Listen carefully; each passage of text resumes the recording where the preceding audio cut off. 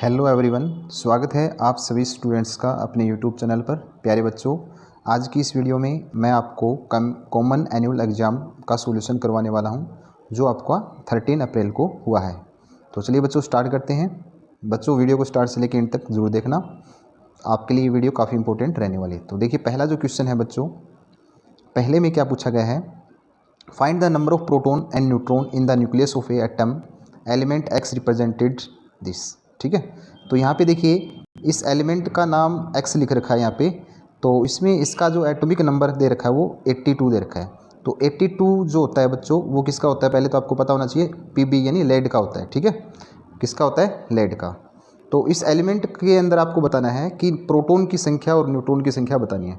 तो atomic number से ही हम ये जानकारी निकाल लेते हैं कि जो एटॉमिक नंबर होता है उसी से क्या होता है, उतने ही क्या होते हैं, इलेक्ट्रॉन होते हैं और उतने ही प्रोटॉन होते हैं। तो प्रोटॉन की संख्या कितनी हो जाएगी बच्चों इसमें, 82। और ये जो एटॉमिक मास होता है 207 में से अगर हम 82 माइनस कर देंगे तो इससे क्या निकल जाती है बच्चों, हमारी न्यूट्रॉन की संख्या निकल जाएगी। तो कितना आ जाएगा, 125 क्या आ जाएगी, न्यूट्रॉन हो जाएंगे।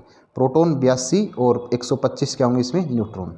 नेक्स्ट क्वेश्चन में देखिए क्या पूछा गया है, electron have negative charge and proton have positive charge on it, an atom has both of them but why there is no charge on it. तो देखिए आपको बताया कि किसी एलिमेंट में नंबर ऑफ प्रोटॉन और नंबर ऑफ इलेक्ट्रॉन क्या होते हैं, इक्वल होते हैं। तो इस कारण से ये क्या कर देते हैं, एक दूसरे को न्यूट्रलाइज कर देते हैं, और न्यूट्रल होने के कारण से किसी भी एलिमेंट के ऊपर कोई चार्ज नहीं होता। ठीक है, लेकिन ये दोनों होते हैं आपस में एक दूसरे को न्यूट्रल कर देते हैं और इस कारण से चार्ज जीरो होता है। ठीक है, तो ये आपको इसमें एक्सप्लेनेशन देनी थी। उसके बाद में इसका जो अदर पार्ट है, इसका ऑप्शनल पार्ट है, arrange atom of sodium, hydrogen, helium and aluminium in order of decreasing atomic mass. तो डिक्रीजिंग एटॉमिक मास के आधार पे लिखना है। तो सबसे ज़्यादा देखो किसका होता है, एल्यूमिनियम का। तो ठीक है, तो एल्यूमिनियम का। ठीक है, और उसके बाद में किसका होता है ज़्यादा, सोडियम का। ठीक है, घटते क्रम में लिखना हमें, और उसके बाद में हीलियम का, और उसके बाद में हाइड्रोजन का। ठीक है, 27, इसका 23, और इसका 4, इसका 1। ठीक है, तो ये ऑर्डर आपको लिखना था। उसके बाद में पूछ रखा है कि इंक्रीजिंग एटॉमिक नंबर, परमाणु संख्या के बढ़ते हुए क्रम में लिखना है आपको। तो बढ़ते क्रम सबसे पहले हाइड्रोजन, उससे ज़्यादा किसका है, हीलियम का, उससे ज़्यादा किसका है, सोडियम का, और उससे ज़्यादा किसका है, एल्यूमिनियम का। ठीक है, एल्यूमिनियम। तो ये आपको ऑर्डर इस प्रकार से लिखना है। ठीक है, एल्यूमिनियम का कितना होता है, 13, सोडियम का 11 होता है, हीलियम का 4 और हाइड्रोजन का 1 होता है। उसके बाद में नेक्स्ट क्वेश्चन में देखिए, क्वेश्चन नंबर 3 में क्या पूछा गया है, इसमें विच of the flowing form pair of isotope. Isotope क्या होते हैं बच्चों, जिनका एटॉमिक नंबर सेम हो और एटॉमिक मास जो होता है, परमाणु द्रव्यमान क्या होता है, अलग अलग होता है, परमाणु संख्या सेम होती है। तो इसमें एक ये पेयर बन जाएगा और एक ये पेयर बन जाएगा। ये दोनों पेयर क्या है, आइसोटोप यानी समस्थानिक हैं। उसके बाद में क्वेश्चन नंबर, इसका बी पार्ट है, देखिए, do isotope have similar chemical properties. क्या समस्थानिकों के रासायनिक गुण सेम होते हैं, बिल्कुल यस। क्यों होते हैं, क्योंकि जो आइसोटोप होते हैं उनकी मतलब एटॉमिक नंबर तो सेम होती है, इस कारण से प्रोटॉन और न्यूट्रॉन की प्रोटॉन और इलेक्ट्रॉन की संख्या क्या होती है, इक्वल होती है। इस कारण से उनकी केमिकल प्रॉपर्टीज़ क्या होती है, सेम होती है। ठीक है, तो ये आपको बताना था इसमें। उसके बाद में क्वेश्चन नंबर 4 देखिए, 4 में क्या पूछा गया है, why penicillin can not be used for cure dengue. ठीक है, तो डेंगू को ठीक करने के लिए पेनिसिलिन का यूज क्यों नहीं कर सकते हम, क्योंकि जो पेनिसिलिन जो होती है वो जीवाणु से होने वाली बीमारियों को ठीक करती है, यानी बैक्टीरिया से जो बीमारियां होती है उनको क्या करती है, क्योर करती है। और डेंगू जो होती है वो किससे होती है बच्चों, वायरस से होती है। ठीक है, तो इस कारण से हम पेनिसिलिन का यूज़ डेंगू को ठीक करने के लिए उपयोग नहीं कर सकते। और जो डेंगू होती है वो किसके कारण होती है, एक मच्छर के कारण होती है, एडिस एजिप्टी उसका नाम होता है। ठीक है, और वो क्या करता है, एक वायरस को कैरी करता है, और जो मच्छर है वो एक वेक्टर है। ठीक है, उसके बाद में देखिए, how dengue fever separate in community जो डेंगू जो बीमारी होती है वो कम्युनिटी में किस प्रकार से सेपरेट होती है। तो इसके लिए कौन उत्तरदायी होते हैं, जो मॉस्किटो होते हैं वो उत्तरदायी होते हैं। मॉस्किटो के काटने से क्या होती है, डेंगू बीमारी फैलती है। और कौन सा मच्छर जो होता है इस डेंगू के वायरस को कैरी करता है, उसका नाम याद रखना बच्चों, एडिस एजिप्टी। ठीक है, एडिस एजिप्टी जो नाम का मच्छर होता है ये क्या करता है, डेंगू के वायरस को कैरी करता है और जहाँ पे भी ये काटता है वहाँ पे ये क्या करता है, डेंगू के वायरस इंजेक्ट कर देता है ह्यूमन बॉडी में। इस कारण से क्या हो जाती है, डेंगू बीमारी हो जाती है। उसके बाद में क्वेश्चन नंबर 5 देखिए। क्वेश्चन नंबर 5 में क्या पूछा गया है, between acute and chronic disease which is one more harmful. तो हार्मफुल देखिए कौन सा है। देखो एक्यूट डिजीज़ तो वो होती है बच्चों जो क्या होती है ह्यूमन बॉडी पे शॉर्ट टाइम के लिए क्या करती है, अफेक्ट करती है, जबकि क्रोनिक जो डिजीज़ होती है वो लॉन्ग टाइम के लिए अफेक्ट करती है। तो क्रोनिक डिजीज़ जो होती है वो क्या होती है, ज़्यादा हानिकारक, यानी दीर्घ रोग क्या होता है, ज़्यादा हार्मफुल होता है, हानिकारक होता है। इसका कारण ये है क्योंकि ये लंबे समय तक मनुष्य के शरीर पे अपने प्रभाव छोड़ देता है। ठीक है, तो इस प्रकार से आपको बताना था। उसके बाद में how can prevent non communicable disease, कि हम नॉन कम्युनिकेबल जो डिजीज़ होते हैं उनको हम कैसे ठीक कर मतलब उनसे कैसे परहेज़ कर सकते हैं। तो कम्युनिकेबल का मतलब जो होता है जो संपर्क में आने से फैलती हो, और जो संपर्क में नहीं आने से फैलती हो तो उनको हम कैसे उनका मतलब उनसे सावधानी रख सकते हैं। तो उसमें देखो क्या क्या बताना पड़ेगा आपको। क्या करना है, जो तंबाकू खाते हैं अवॉइड तंबाकू, ठीक है, कोई नशा पता इस प्रकार से नहीं करना, अवॉइड जैसे हम और क्या करेंगे, फिजिकल एक्सरसाइज जो होती है वो डेली करेंगे, ठीक है, और हम बैलेंस डाइट जो होती है, संतुलित आहार जो होता है, ठीक है, वो अगर हम इस प्रकार से अपने आप में चेंज करें तो हम नॉन कम्युनिकेबल जो डिजीज़ होती है उनसे क्या कर सकते हैं, हम अपना बचाव कर सकते हैं। तो ये रूटीन अपने डेली लाइफ में हमें शामिल करनी पड़ेगी। उसके बाद में देखिए क्वेश्चन नंबर 6 में क्या पूछा गया है, एक 10 kg जो रोबोट है, 10 kg robot sent to Mars surface where value of g is 3.70 metre पर second, what is the mass and weight on Mars and Earth। तो आपका उसका मास भी बताना है और वेट भी बताना है। देखो मास क्या होता है बच्चों, एक इनवेरिएंट क्वांटिटी होती है, यानी क्या होती है, अपरिवर्तित रहता है। मास द्रव्यमान कभी भी बदलता नहीं है। तो मास तो दोनों का क्या रहेगा, सेम रहेगा। किसके ऊपर, मार्स यानी मंगल ग्रह पे और अर्थ पे, दोनों पे क्या रहेगा, सेम रहेगा। कौन रहेगा, मास। ठीक है, ये आपको बताना था। अब बात करते हैं वेट की। वेट क्या होता है, अलग अलग होता है। तो वेट का जो फॉर्मूला होता है बच्चों वो क्या होता है, mg के बराबर होता है। अगर हम मार्स पे निकालें तो मास कितना है इसका, 10 kg, तो 10 गुना में, और जी का मान कितना बताया गया है मार्स के ऊपर 3.70, तो कितना आ जाएगा 37 न्यूटन। ठीक है, 37 न्यूटन इसका उत्तर आ जाएगा। किसके ऊपर, मार्स के ऊपर। अगर हम अर्थ के ऊपर वेट की बात करें तो 10, और अर्थ के ऊपर आपको पता है अर्थ के ऊपर जो वेट होता है वो होता है बच्चों 10, यानी m कितना है इसका 10, और g का मान जो दे रखा है वो 10 होता है। तो इस प्रकार से हम सोल्व करेंगे तो ये कितना आएगा, 100 न्यूटन आ जाता है। ठीक है, तो इस प्रकार से हम निकाल लेंगे, इसका कितना आ जाएगा 100 न्यूटन। ठीक है, उसके बाद में देखिए नेक्स्ट क्वेश्चन 7 में देखिए क्या पूछा गया है। क्वेश्चन 7 में पूछा गया है, during an experiment, two ball A and B of same size and mass are dropped from different building of same height, where A building A is located pole and B is equator of earth, which ball reach the ground fast and why।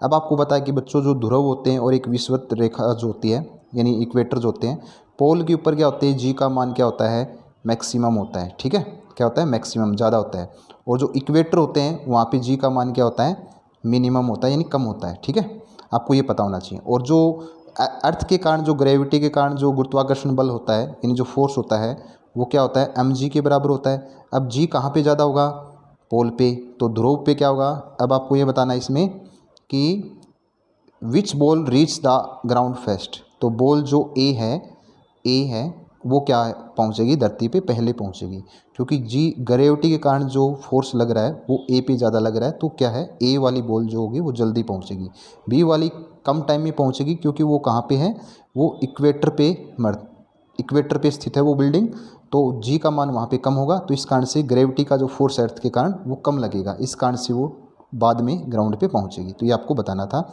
उसके बाद में देखिए question number, इसका जो B part है, will the force of gravitation between flowing pair of same या different.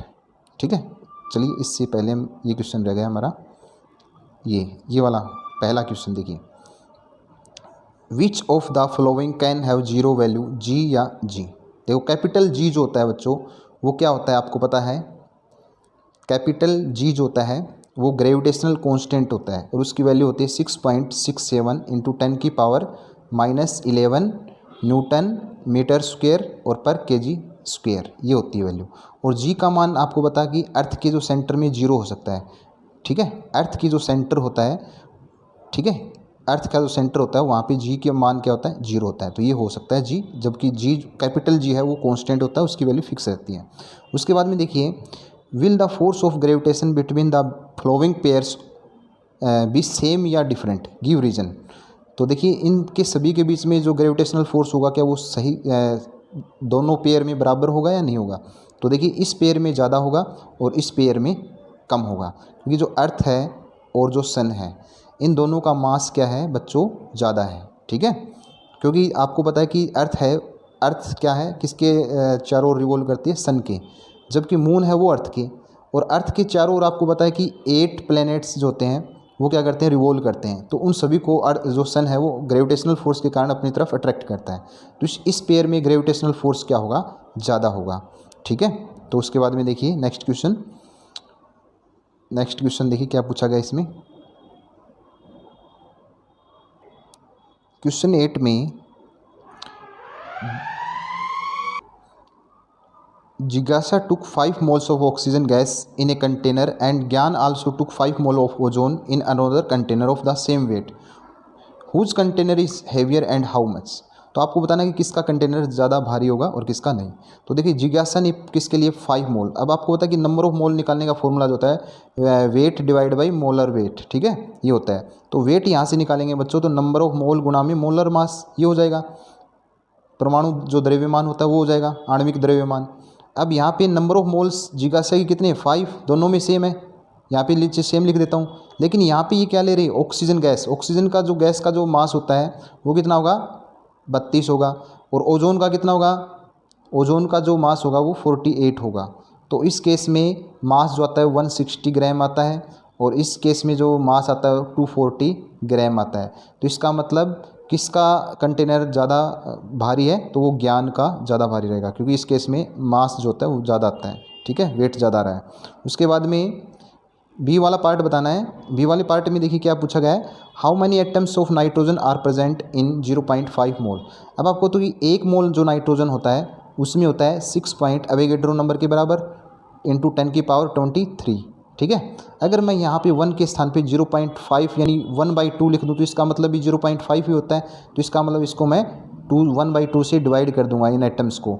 अगर divide करूँगा तो क्या आ जाएगा, वो आ जाएगा हमारा 3.011 इंटू 10⁻23 एटम्स, इतने के बराबर आ जाएगा। तो ये इसका सही उत्तर रहेगा। उसके बाद में देखिए, a chemist need 8 gram of oxygen atom to complete his experiment but he has device that can measure atom only in mole. How many moles he should take to complete his experiment? तो आपको बताना है कि कितने moles लेगा वो अपने experiment को कंप्लीट करने के लिए। अब आपको पता है कि 1 मोल जो होता है ऑक्सीजन का वो किसके बराबर होता है, 1 मोल ऑफ ऑक्सीजन यानी O इक्वल टू 16 ग्राम। और उसमें क्या होता है, उसको क्या बोल सकते हैं हम, 1 मोल, ठीक है। और अगर यहाँ पे ये बोल रहा है 8 ग्राम, तो यहाँ पे 16 के स्थान पे मैं 8 ग्राम करूँगा, इसकी क्वांटिटी हाफ करूँगा, तो यहाँ पे मोल की भी क्वांटिटी मुझे क्या करनी पड़ेगी, हाफ करने की पड़ेगी, यानी 0.5 मोल, ठीक है। तो ये इसका सही उत्तर रहेगा। तो इसका मतलब how many mole he should take to complete this experiment, तो उसको क्या करना पड़ेगा, 0.5 मोल के द्वारा अपना एक्सपेरिमेंट उसको कंप्लीट करना पड़ेगा, ठीक है। तो ये इसका उत्तर हो जाएगा। Mention the ions present in the flowing ionic compound. तो आपको आयन बताने हैं, तो इसके देखो मैग्नीशियम को हम अलग करके लिखेंगे 2+ और 2 क्लोरीन को हम इस प्रकार से लिखेंगे। तो टोटल कितने आयन हुए, देखो 2 क्लोरीन के 1 मैग्नीशियम का, तो ये आयन होंगे, ठीक है। और 3 आयन होंगे टोटल। और इसमें क्या होंगे, एल्यूमिनियम ऑक्साइड को हम अलग करेंगे तो 2L3+ और ऑक्सीजन के 3 ऑक्सीजन एटम को हम इस प्रकार आयन की फॉर्म में लिखेंगे।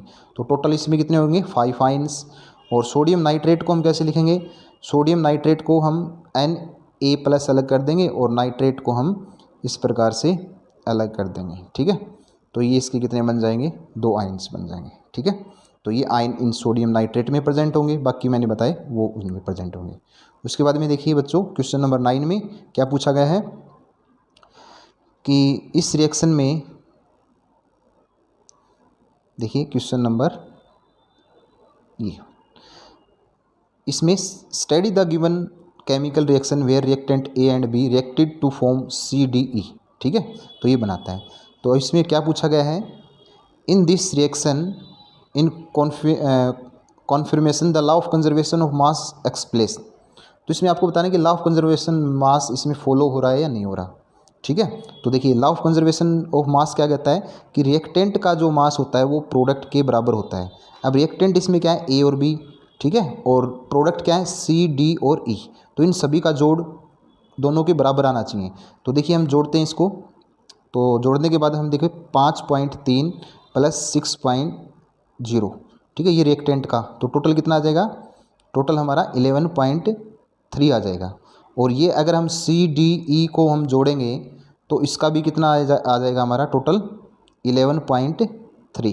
तो इसका मतलब ये दोनों क्या है, इक्वल है। लॉ ऑफ कंजर्वेशन ऑफ मास इसमें फॉलो हो रहा है। तो ये आपको बताना था इसमें। उसके बाद में देखिए क्या है आगे क्वेश्चन नंबर, इसका जो बी पार्ट है इसी का, तो उसमें देखिए 124 gram of magnesium is Brent in 16 gram of oxygen, 40 gram of magnesium oxide is formed, ठीक है। देखिए मैग्नीशियम ऑक्साइड का फॉर्मूला आपको पता होना चाहिए बच्चों कि मैग्नीशियम ऑक्साइड का फॉर्मूला ये होता है, और मैग्नीशियम का जो एटॉमिक मास होता है वो 24 और ऑक्सीजन का होता है 16। अगर इनको हम रेशियो में डिवाइड करते हैं तो ये कितना आ जाएगा, 3:2, ठीक है, ये आएगा। इसका मतलब लॉ ऑफ कांस्टेंट प्रोपोर्शन के अकॉर्डिंग कि कोई भी जो कंपाउंड होता है, केमिकल कंपाउंड, उसमें जो एटम्स होते हैं, जो एलिमेंट होते हैं, वो एक fix ratio by their mass के अकॉर्डिंग क्या होते हैं, प्रेजेंट होते हैं। तो इसमें इनका रेशियो क्या है, 3:2। अब देखिए ये क्या करता है कि 24 और 16, ठीक है, ये क्या इस रेशियो में प्रेजेंट है, 3:2 में। तो देखिए हम 3 ये क्या है, काट देंगे इसको हम, तो 3:2 में प्रेजेंट है बिल्कुल। और इससे क्या प्रोड्यूस हो रहा है, 40 ग्राम, ठीक है। उसके बाद में ये बोल रहा है कि क्या 3 ग्राम मैग्नीशियम ऑक्सीजन 20 ग्राम ऑक्सीजन के साथ रिएक्ट करेगा। तो देखिए तो उससे कितना मैग्नीशियम ऑक्साइड बनेगा, तो 3 ग्राम मैग्नीशियम अगर रिएक्ट करने, मैग्नीशियम को रिएक्ट करवाना है ऑक्सीजन के साथ में, तो हमें 2 ग्राम ऑक्सीजन की रिक्वायरमेंट होगी, तब जा करके हमारा 5 ग्राम क्या बनेगा, MgO। लेकिन क्वेश्चन में क्या बोल रखा है कि ऑक्सीजन 20 ग्राम ले रखा है, तो ये रिएक्शन क्या होगी, इस प्रकार से ये रिएक्ट नहीं करेगा, इस नियम के अनुसार ये काम करेगा। तो ये क्वेश्चन 20 ग्राम के साथ में 3 ग्राम मैग्नीशियम रिएक्ट नहीं करेगा, किसके साथ करेगा, यहाँ पे क्या आना चाहिए था, 2 ग्राम के साथ में आना, 2 ग्राम ऑक्सीजन आना चाहिए था, तभी क्या बनेगा, 5 ग्राम मैग्नीशियम ऑक्साइड। उसके बाद में क्वेश्चन नंबर 10 देखिए, इनके आपको क्या लिखने हैं, रासायनिक सूत्र लिखने हैं, ठीक है, रासायनिक सूत्र।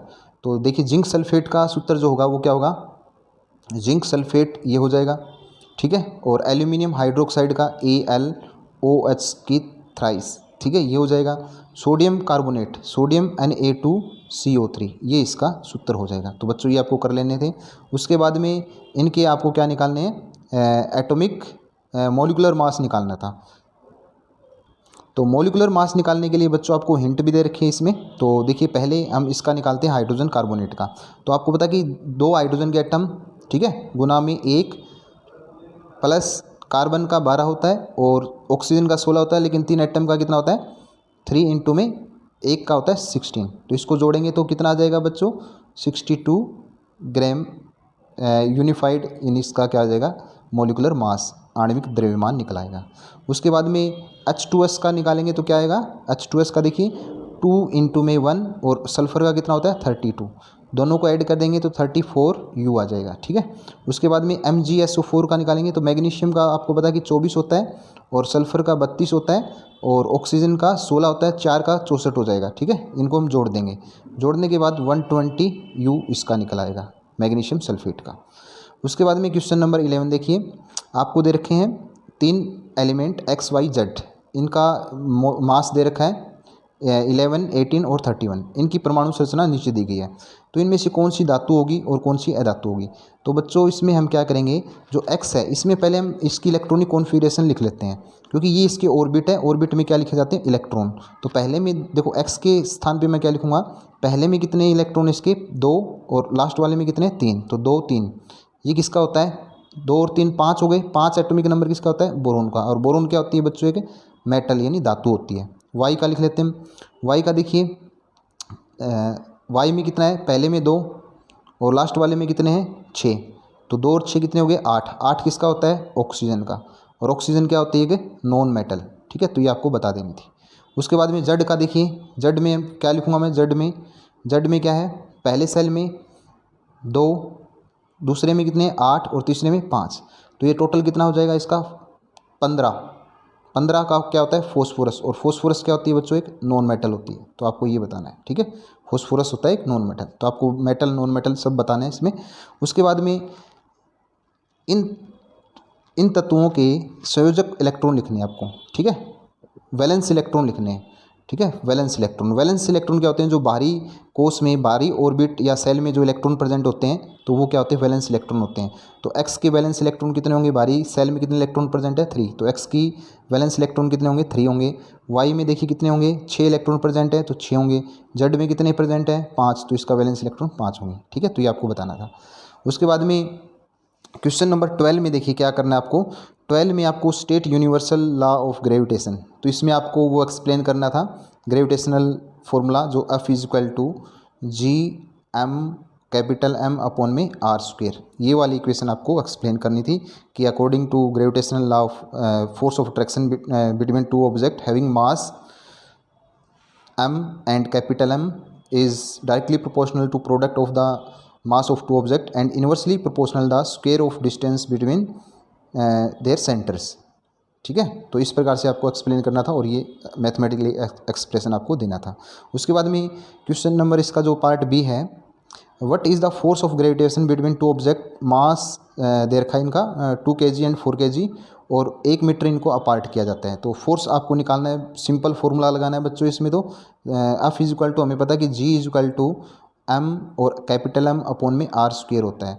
अब यहाँ पे देखिए, यहाँ पे जी का मान आपको रखना है, तो जी का मान जो होता है वो जी का मान देखिए पहले, जी का मान होता है 6.67 इंटू 10 की पावर -11 और यहाँ पे m और m, तो m कितना है 2 kg और कैपिटल M 4 kg, यानी दोनों की गुना करेंगे तो 8 और डिवाइड में r का मान दे रखा है 1, तो एक का स्क्वायर एक ही होगा और इनकी हमें क्या कर देनी है, गुना कर देनी है। जैसे ही हम गुना करते हैं तो गुना करने के बाद में हमारा जो उत्तर आएगा बच्चों वो क्या आएगा 53.36 इंटू 10 की पावर -11 न्यूटन, ठीक है, ये इसका उत्तर आ जाएगा। तो क्वेश्चन नंबर 12 का जो हमारा आंसर आया बच्चों वो क्या आया था हमारा, वो आया था 53 इंटू 36 इंटू 10 की पावर -11 न्यूटन, ये इसका उत्तर होगा। क्वेश्चन नंबर 13 देखिए, क्वेश्चन नंबर 13 में क्या पूछा गया है, you pushed A wall with A greater force but the wall and you do not move, how much work have you done in this situation. तो देखिए आपको वर्क डन तब होता है जब आपका क्या हो, फोर्स हो और उसका क्या हो, डिस्प्लेसमेंट हो। लेकिन यहाँ पे जब हम वॉल को फोर्स लगाते हैं तो डिस्प्लेसमेंट क्या हमारा 0 है, तो उस केस में हमारा वर्क डन क्या होगा 0 होगा, ठीक है। तो ये आपको एक्सप्लेन करके बताना था इसमें। उसके बाद में calculate the amount of work done in drawing a bucket of water weighing 10 kg from well of depth 20 metre. तो आपको एक कुएं से एक बाल्टी खींच रहे हैं, उसका वेट जो 10 kg है और उसकी गहराई 20 मीटर है। तो आप में इस केस में वर्क डन कितना होगा, तो जो वर्क डन जो होगा वो बच्चों mgh के बराबर होगा। m यहाँ पे m का मान जो है वो 10 kg और g का मान आपको 10 लेना है और हाइट जो है वो कुएं की डेप्थ के बराबर होगी यानी 20। अगर इसको हम मल्टीप्लाई करें तो कितना आएगा 2000 जूल हमारा वर्क डन आ जाएगा, ठीक है। तो ये इसका उत्तर होगा। क्वेश्चन नंबर 15 में देखिए, 15 में क्या पूछा गया है, 14 में पूछा गया है कि इस चार्ट के माध्यम से अध्यापक क्या समझाना चाहता है। तो देखिए चार्ट दे रखा है, इस चार्ट के माध्यम से आप क्या देख रहे हैं, इस चार्ट के माध्यम से आप देख रहे हैं कि जो हेल्थी पर्सन जो है उसमें इन्फेक्टेड पर्सन से जो डिजीज़ ट्रांसफ़र होने के जो मीडियम होते हैं, जो माध्यम होते हैं वो क्या हो सकते हैं, अलग अलग होते हैं। कोई डायरेक्ट कंटेक्ट से भी हो सकता है, एयर के थ्रू भी हो सकता है, फूड के थ्रू भी हो सकता है, वाटर के और इन्फेक्टेड एनिमल के थ्रू भी जो पैथोजन होते हैं, जो बीमारी के जो जैसे वायरस बैक्टीरिया जो होते हैं वो इन माध्यम के थ्रू किसी स्वस्थ व्यक्ति में ट्रांसफ़र हो सकते हैं, यानी उनका मतलब एक इस अस्वस्थ व्यक्ति से इस स्वस्थ व्यक्ति में ये इन माध्यम के थ्रू जा सकते हैं। तो ये चार्ट के माध्यम से समझाना चाहता है। उसके बाद में देखिए सीधे संपर्क से फैलने वाले 2 रोगों के नाम बताने आपको, ठीक है। तो यहाँ पे इंग्लिश में देख लेते हैं। Name 2 disease transmit through direct contact. तो डायरेक्ट कंटैक्ट में आप बता देना है कोविड, ठीक है, कोविड है, कोल्ड है, ठीक है, कफ है, ठीक है, ये क्या होते हैं डायरेक्ट कंटैक्ट से फैल सकते हैं। उसके बाद में सी वाले पार्ट में देखिए a person suffering from HIV AIDS and another is suffering from tuberculosis, TB से पीड़ित है। This 2 person who is more prone to other disease, ठीक है। तो देखिए कौन सा फैला सकता है, कौन सी बीमारी फैल सकती है इनमें से। तो देखिए जो TB से पीड़ित है ये व्यक्ति क्या कर सकता है, दूसरे व्यक्ति को क्या कर सकता है, संक्रमित कर सकता है। एड्स वाला जो होता है ये क्या है, एक नॉन कम्युनिकेबल डिजीज़ है, और जो हमारी जो TB है ये क्या है, कम्युनिकेबल डिजीज़ है। तो ये क्या है, मोर प्रोन है अदर डिजीज़ की। तो इसके क्या है, तो संक्रमण के प्रति जो TB वाला जो व्यक्ति है वो ज़्यादा संवेदनशील रहेगा। तो इसमें आपको ये बताना था। उसके बाद में जो इसका और पार्ट है ऑप्शनल वाला, as you know the school have just opened after the pandemic, what the precautions you should take in your school to reduce the incidence of infectious disease। तो इसमें आपको बताना है कि जैसे क्या क्या स्टेप उठाने चाहिए हमें कोविड को रोकने के लिए, जैसे कि सोशल डिस्टेंसिंग, ठीक है, सोशल डिस्टेंसिंग आप लिख सकते हैं, हैंड सैनिटाइज, ठीक है, हैंड सैनिटाइज। उसके बाद में आप मास्क जो है, मास्क का यूज़ करके, तो इस प्रकार से हम इस पेंडेमिक के जो खतरे होते हैं उनको हम कम कर सकते हैं। उसके बाद में देखिए 15 नंबर क्वेश्चन में क्या पूछा गया है कि यहाँ पे एक क्या है, पत्थर है, ठीक है, उसका जो 20 kg का वेट है, ठीक है। तो उसका क्या निकालना है हमें, इस पत्थर की क्या है, how much the potential energy stone at position A के ऊपर इसकी पोटेंशियल एनर्जी क्या होगी। पोटेंशियल एनर्जी क्या होती है बच्चों, पोटेंशियल एनर्जी जो होती है वो mgh के बराबर होती है। यहाँ पे हमारा 20 kg है, और g जो ग्रेविटी के कारण जो है वो हमें कितना लेना है, 10, और हाइट कितनी दे रखी है, देखो इसकी यहाँ से 30 मीटर है, ठीक है। तो ये 30, तो इसकी गुना करेंगे हम तो 6000 जूल इसका उत्तर आ जाएगा पहले का, ठीक है। उसके बाद में बी पार्ट में देखिए, बी पार्ट में क्या पूछा गया है, किन परिस्थितियों में पत्थर की स्थितिज और गतिज ऊर्जा अधिकतम होगी। तो ये आपको बताना है। तो ये कब होगा, जब हाइट क्या होगी, मैक्सिमम होगी, ठीक है, हाइट मैक्सिमम होगी, ठीक है, तब तो हमारा क्या होगा, जो पोटेंशियल एनर्जी है वो क्या होगी, मैक्सिमम होगी। तो देखो 30 और ये 1 मीटर दे रखा है, तो इस केस में ज़्यादा क्या होगी, पोटेंशियल एनर्जी होगी, ठीक है। उसके बाद में आपको पोटेंशियल एनर्जी, ये काइनेटिक एनर्जी के बारे में बताना कि काइनेटिक एनर्जी जो होगी वो मैक्सिमम कब होगी, जब हमारी वेलोसिटी क्या होगी, मैक्सिमम होगी, ठीक है। और वो मैक्सिमम इस पॉइंट पे जाकर के क्या होगी, सबसे ज़्यादा मैक्सिमम। तो यहाँ पे पोटेंशियल एनर्जी नहीं, काइनेटिक एनर्जी, गतिज ऊर्जा क्या है, सबसे ज़्यादा है। तो ये आपको बताना है इस क्वेश्चन में। उसके बाद में ज़मीन से टकराने ठीक पहले पत्थर का वेग परिकलित कीजिए, यानी आपको इंग्लिश में देख लीजिए, calculate the velocity of the block just before it hits the ground. तो आप देखिए बच्चों, इसमें क्या है कि आपको पता है कि law of conservation of energy, kinetic energy और पोटेंशियल एनर्जी का जो जोड़ होता है वो क्या होता है, कांस्टेंट, यानी स्थिर रहता है, ठीक है, ये आपको पता है। तो आप देखिए हम इसके लिए इक्वेशन बनाते हैं कि जो हमें अभी निकाली है कि यहाँ पे इस पूरे हाइट के लिए हम मान लेते हैं कि इस पॉइंट के ऊपर, ए पॉइंट के ऊपर पोटेंशियल एनर्जी क्या है, मैक्सिमम है। तो यहाँ पे हमने इस पॉइंट के ऊपर पोटेंशियल एनर्जी निकाली थी, वो कितनी निकाली थी, 6000 जूल निकाली थी, 6000 जूल निकाली थी, तो वो बराबर होगी। और इस पॉइंट पे काइनेटिक एनर्जी 0 है। तो आपको पता है कि इस पॉइंट पे हमें निकालनी है, तो इस पॉइंट के ऊपर पोटेंशियल एनर्जी क्या है, mgh। तो m क्या है, m का मान आपको कितना यूज करना है, m का मान इसमें दे रखा है, देखिए न्यूमेरिकल में m का मान है 20 kg, ठीक है। तो यहाँ पे हमें बराबर रख देना है, 6000 बराबर है m 10 और g का मान m का मान 20 है और g का मान 10 है, और हाइट क्या है, 1 मीटर। और पोटेंशियल एनर्जी हम मान लेते हैं हाफ, प्लस लिख देते हैं हाफ mv स्क्वायर, क्योंकि दोनों का सम इसके बराबर होगा। तो यहाँ पे ये इक्वेशन कितना आया, 200 जूल प्लस में हाफ mv स्क्वायर, वो बराबर होना चाहिए आपका किसके, 6000 जूल के बराबर। अब यहाँ से हम इक्वेशन करेंगे तो यहाँ पे हमारा क्या निकल गया आएगा कि जो हाफ mv स्क्वायर है, हाफ mv स्क्वायर वो बराबर होगा 6000 में से 200 घटा देंगे तो 5800, ठीक है। और यहाँ पे m के स्थान पे हम 20 लिख देंगे, तो ये 10 कट जाएगा, ठीक है। तो इसके नीचे डिवाइड में 10 कर देंगे, ठीक है, और ये 10 से ये कट जाएगा, तो v स्क्वायर जो होगा वो 580 और v जो आएगा वो स्क्वायर रूट ऑफ 580 मीटर पर सेकंड। तो ये इसकी क्या आ जाएगी, वेग आ जाएगा, यानी वेलोसिटी आ जाएगा।